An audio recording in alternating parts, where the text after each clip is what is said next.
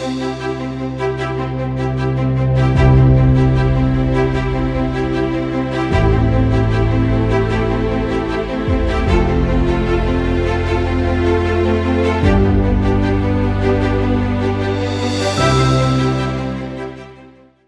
everyone, this is Rochelle Rizzi with Vrai, and today I'm with my good friend Joe, and he is coming to us from Paris. I'm very excited to bring him to the table. I have known Joe for, 10 years, and I met you through the Small Giants organization. I love that organization so much, just bringing like-minded people together. And Joe and I really hit it off. Joe is back and forth between Paris and New York City, not so much right now because of what's going on. But I thought he would have some really great things to share about what he does as a consultant. He can even tell us a little bit about what's in his background, because I'm really excited to hear about the picture that's behind his head. And, we can talk a little bit about more about our journey as friends and colleagues. And I just know that he has some great tips to bring to the table. So Joe, tell us a little bit about yourself. Oh, well, thank you, Rochelle. I'm really flattered to be one of the people that you wanted to interview in that initiative that you started. Who am I? A very interesting question. Sometimes, we spend a lifetime trying to understand who we are. I can tell you what I've done, where I'm coming from. So thank you for asking me that question about my background. Initially, I trained as a medical doctor, but that was in a different life for me. And then I went to business school and then started doing, research. I started two research departments and then started lecturing mostly to executives, leadership, top management level on how to manage others with a particular focus on interpersonal skills. Basically, I do believe that it is important to treat people well and organize your business life as part of your life and not switching from real life to business life and back to personal life, which like what most people struggle with. So this is where I initially came from. And then in around 2099, 2000, I started becoming more interested in entrepreneurs as people who behave in a very special way, like different, and comparing what entrepreneurs do to top managers or executives who are smart and brilliant.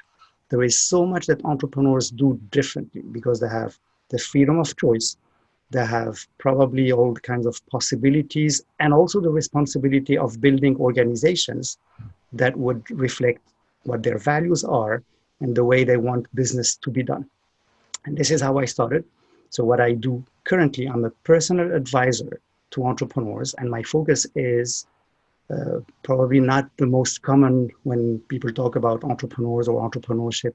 And certainly when they talk about startups, everybody's focusing on the company. My focus is the individual. In fact, my mission is to help those individual entrepreneurs succeed in their business life. Of course, it has to, success will be through their companies, whatever their companies are about. But I really focus on how to help that individual, he or she, to build the organization they want, make it thrive, and succeed in their own definition of success. And that would entail me being present in the long run. So I really focus on long term. My tagline is to be the trusted advisor to those entrepreneurs. And when there is trust, there is so much to talk about in a honest, genuine, authentic manner so that they become better at whatever they're doing. So this is what keeps me busy, what has been keeping me busy for nearly 20 years now. And I specialize in entrepreneurs because I admire them. I really believe that they can change the world. And I also believe, or I observe, that the more you're at the top, the more lonely you feel. So I don't have necessarily all answers to their questions, but I play a role that could help them get the best of whatever they want to accomplish. That's really well said. And I think in all the years that we've known each other, that may be the best way you've ever described it. And Oh, it's really great. I think one of the things that you and I definitely have in common in through the Small Giants organization is we're really focused on culture and finding that that balance, because it is lonely at the top, which is I think what brings us together in that organization, because we're looking for like-minded people who are driven, who are just good souls. And that's the best way I can describe the group of people I've surrounded myself with through the Small Giants organization, is that they're just good souls and they really do care about their employees, their communities. Yes, their balance sheets. That's also a very important piece, is to be profitable and have a sustainable business. Which brings me to why we're doing this episode and this series, is that during this time, people are really struggling to have that sustainability. So what kinds of things are coming at you right now with your clients or prospective clients? What are you hearing? What's it like in Paris right now? I know you have clients, a lot of clients here in the United States, but just talk to us a little bit about the environment overseas. In fact, it's hard to generalize because every entrepreneur I know, are in different situations.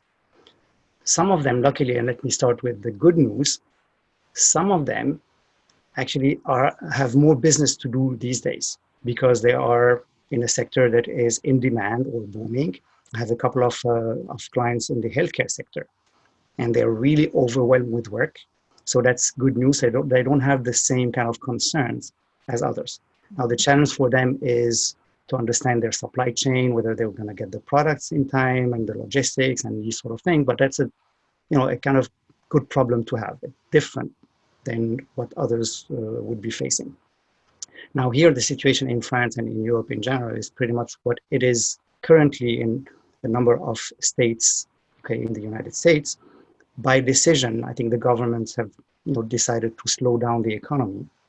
And it's kind of a special situation because most people believe that their business will not disappear. Okay, some economists actually compare it to summer breaks. Here in France, we're used to the month of August being pretty much like a shutdown for a number of businesses. Revenues would be close to zero, but everything would start again in September. And in the course of 12 months, it's the whole year that matters.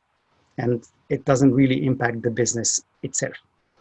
So some economists compare this situation now, although it's not going to be longer than the 3 or 4 weeks that people take off in the summer.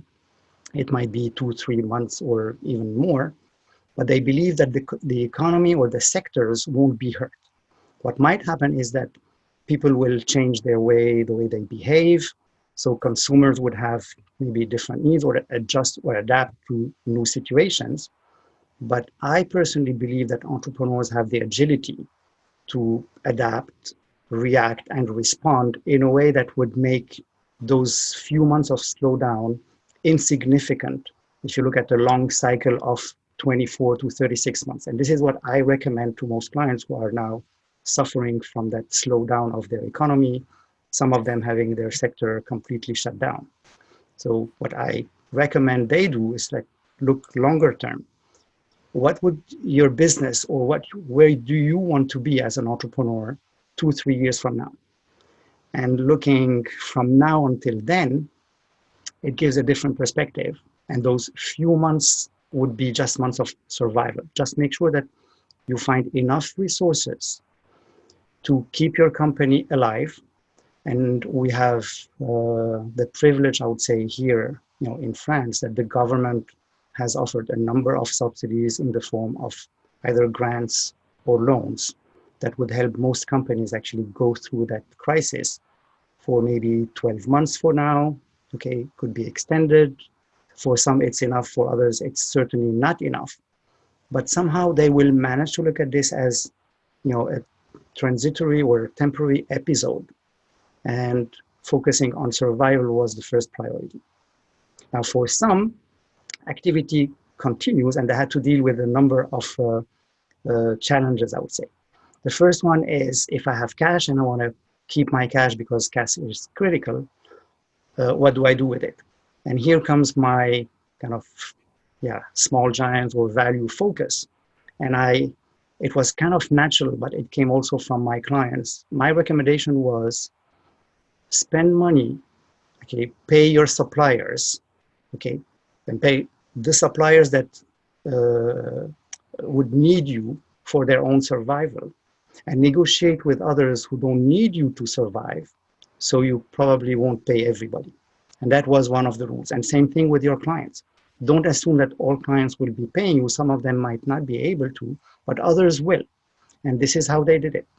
One by one, they called all their creditors and their clients, told them their situation in a very open and authentic manner. Some of them couldn't talk to all their clients, but most of the big clients. And the rule was keep the cash in priority for yourself, of course, but make sure that if someone is in need and need you for their own survival, that you have that positive contribution to your ecosystem. And they will remember it and remember you for a long time. That's very powerful. Great advice.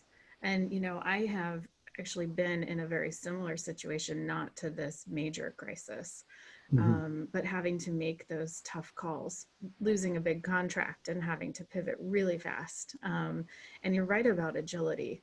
Entrepreneurs have that tenacity about them. um, they can also get that complete overwhelm, entrepreneurial exhaustion, if you will. And it's good that they have you in their corner to keep perspective about it, because we will get past this. It may take a lot longer than we're thinking, but we will get through it. Yeah, and of course, if you look at the last 20 years, it's not the first crisis that we've been through. Okay. Now, of course, it was never so generalized in terms of across industries and across countries. But we had for each sector, each company, a number of crises, and entrepreneurs actually could demonstrate their capacity to get over them in one way or another. And sometimes, unfortunately, companies would die, but people don't. Mm-hmm. So entrepreneurs will survive and they will find a way. And if they find a way to, treat their people decently, they might offer them the job or keep them in the job, or maybe not. But again, looking at the long term, what is your contribution to the world, to humanity, to your ecosystem around you and your community?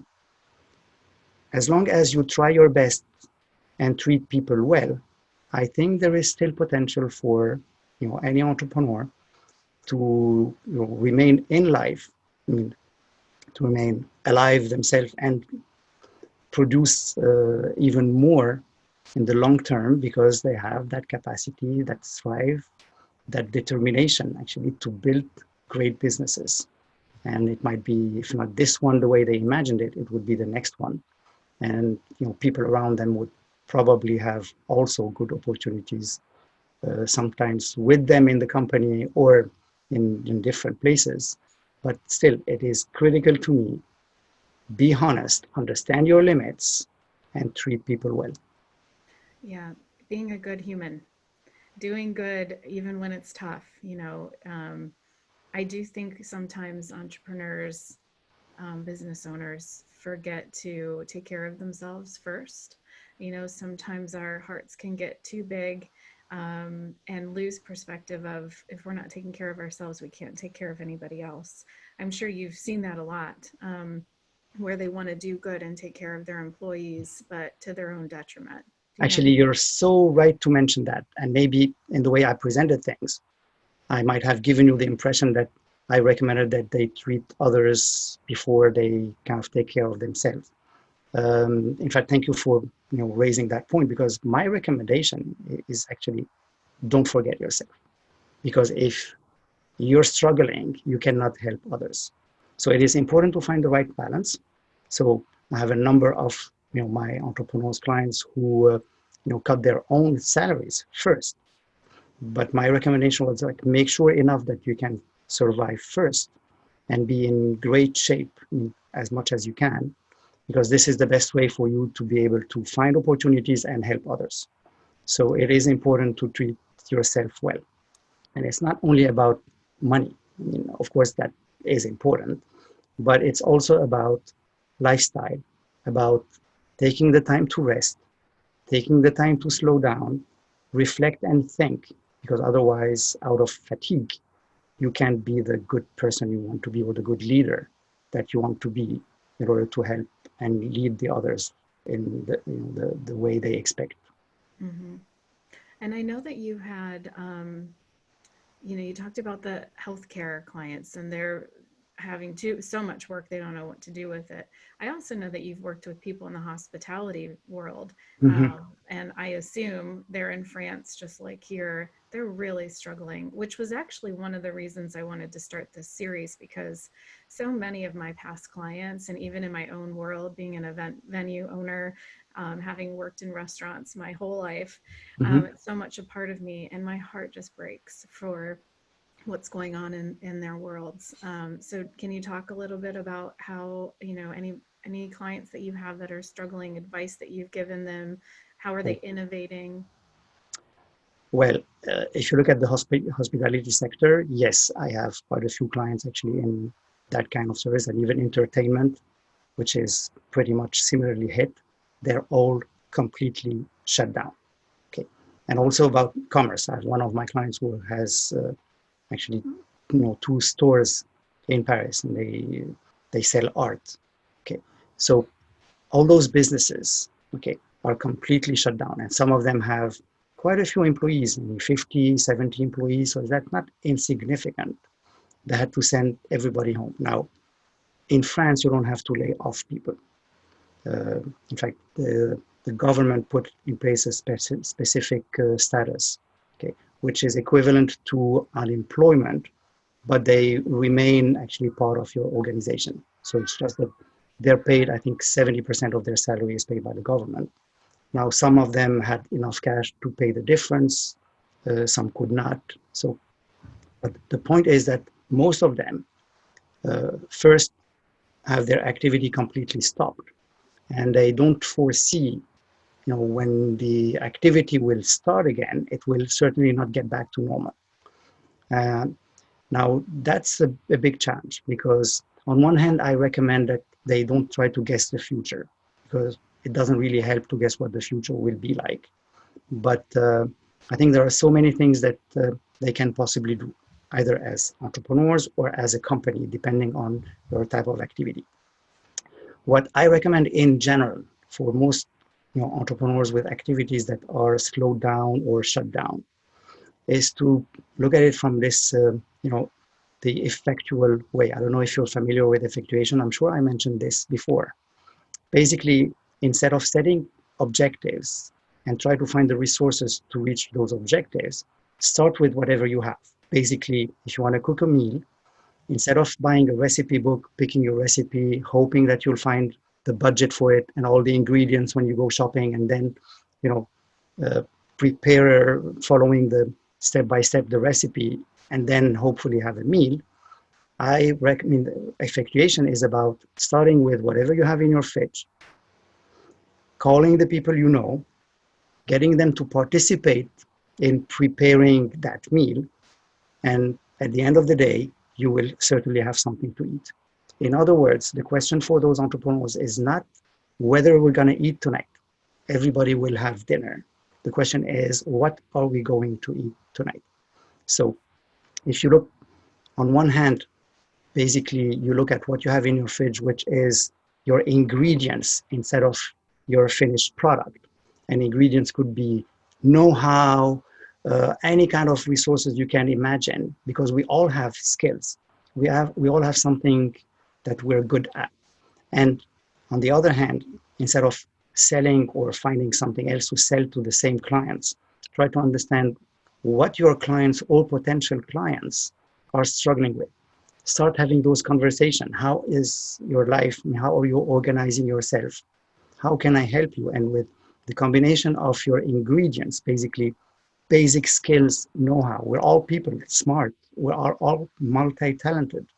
So putting this in front of what your potential clients might need will create opportunities that could be either temporary, just to go through that crisis, something that might not be your core business, but will help you survive, or it might become a new business model or a new opportunity that you might want to pursue, explore, and then pivot, change, twist your business so to go into that other direction.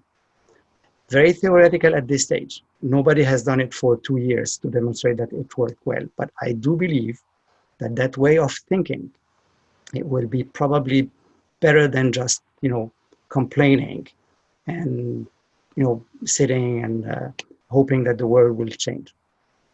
It's a great analogy. I love how you described that. I think that this is a time of innovation within reason too. You can't predict the future, and I never want to stifle creativity, but there is a reality to um, I hate to say limits. I don't like to say limits. I think everybody is really limitless and we have infinite potential. But I'm hearing right now that it's finding the right pace for Mhm. ourselves. It's finding, using the resources we have that we may need to uncover what's right under our feet that we forgot we had. Those innate talents, the spark that made us start our entrepreneurial journey, getting back to the roots of that. So I love that menu and meal analogy. I'm going to have to use that myself. It's great. You know me. I like, simple things in life, basic stories. And Yeah. this is what it's all about, right? Yeah. So people understand those analogies. It's not meant to be simplistic, but I think it's very simple. This is what most entrepreneurs do. If you know who you are, what you want, and why, as our inspiring friend Bo Birmingham says, okay, Mm-hmm. you will find so many alternatives to the initial business that you started. And if you're a leader, and for years, I think I personally try to find the best test to assess leadership. And in fact, there is only one. It's very simple. Look behind and see how many people follow you and recognize you as being their leader. And that's the only test that is valid, in my opinion. So, in those moments, this is how true leaders actually would kind of reveal themselves and find other ways to get people follow them and do something meaningful, useful, that might be called a business or not, it doesn't really matter. But this is, to me, like those are like simple things in life. This is how we behave as humans. And in a business context, why should it be different? So nobody who's in charge of their family would wonder like whether they're going to cook dinner for their kids or their family tonight. And the question is, with whatever we have, we're going to eat tonight. And I'll try my best to keep everybody, safe and happy and well fed. Mm-hmm. That's awesome. I think that's a great place to end that portion of our conversation. But I do want to know what is in the picture behind you. Talk to us about that. Oh, okay. I think, well, I owe to that place a lot. This is the business school I went to. Uh, some of people know it, others don't. It's called INSEAD. It started as a small, very international business school in 1959. So it's kind of recent. But that school was ranked actually number one twice in a row international, like before the Harvard and the Stanford, or great school that I respect. But I love in that place. It changed my life. So I owe to INSEAD a lot. And this is where I started teaching. I grew up with the school, and it made me, I think I owe to that school a lot. What is unique and particular to INSEAD is very international.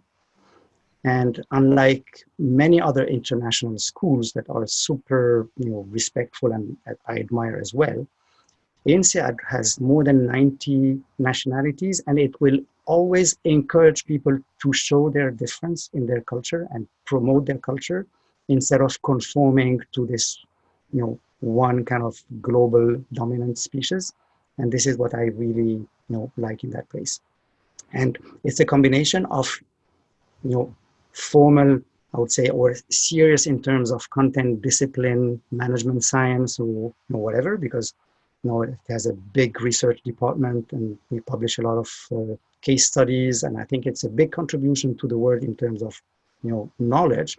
At the same time, it's super relaxed and informal, and hence you see that place. It's right outside the campus, and I used to teach in that outdoor amphitheater, and we see those relaxing chairs. So people are kind of laid back, but super serious.